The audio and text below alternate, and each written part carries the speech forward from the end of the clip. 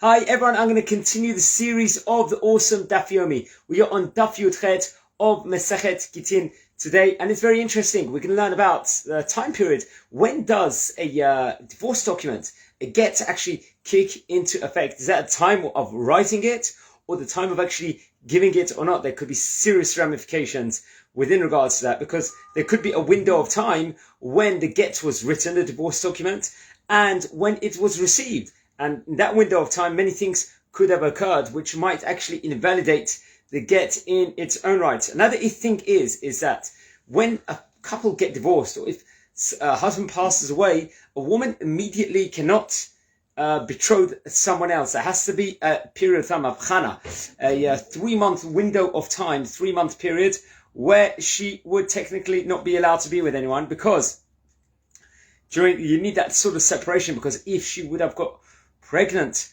with the previous husband, let's just say, or from the previous marriage, or before the previous husband had passed away, and then immediately she gets married to somebody else and doesn't actually wait that window of time, people might not necessarily know who the actual father is of the child if there's not a wait. So when she becomes a widow, or she actually loses her, or she gets divorced at that stage in time, there has to be a 3-month window of time, 3-month waiting period, and then she can get remarried to someone else, and then you will be able to establish who really is the father or not. So there won't be any confusion on that matter. That's another interesting thing inside the Daf today. It's Yudchet today of Masechet Gittin.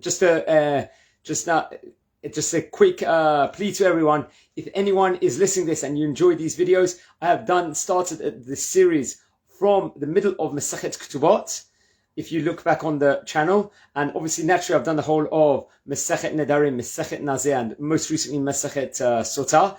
And here we are already in the middle of Masechet Gittin, which is going to span over a few month period. We've got a few more months where I'm going to be relating over about these fantastic dafim. So please look over the previous videos, share it to other people. Please like the videos also.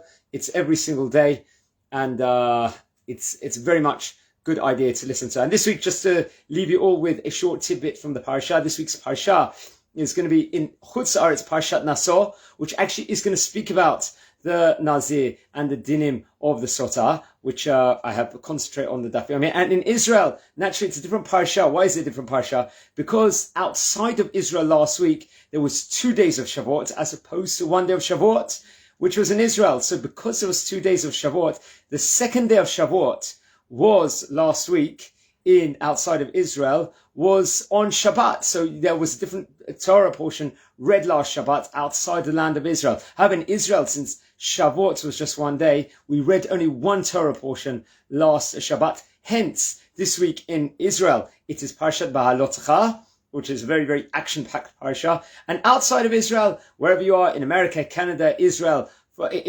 Canada, America, England, France, wherever it might be, you are going to be reading Parashat Naso, which happens also to be the largest parasha in the whole of the Torah, comprising of 176 verses, as opposed to Parashat Ba'alotcha, which is also a very large parasha. What is this week's parasha? I'll just give a few tidbits within regards to it from Parashat Ba'alotcha. It talks about Eldad and Medad, about prophecy. We will see about in this week's parasha. We will also see about the heavenly bread that Am Yisrael is going to get at their time in the wilderness when they were 40 years inside the Midbar. They received the heavenly bread from Hashem, which showed the faith and emunah they had in God. A few other tidbits are, we'll see the power about how bad Lashon Hara is in this week's parasha, where Miriam will actually have to be quarantined for a 7-day period. And remember, Miriam was such a great woman. She rescued Moses, Moshe Rabbeinu, from the river when Pharaoh made his gezerah, his decree.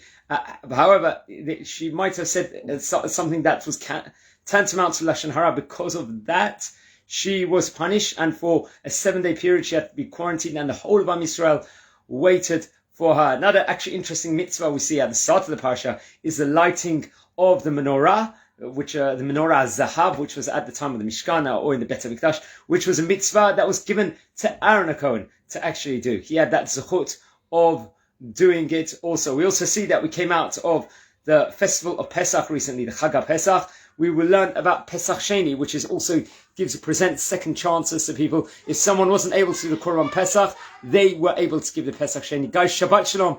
Keep learning the Daf Yomi today. It was Masechet Gittin on page 18, and be blessed. Enjoy. Bye.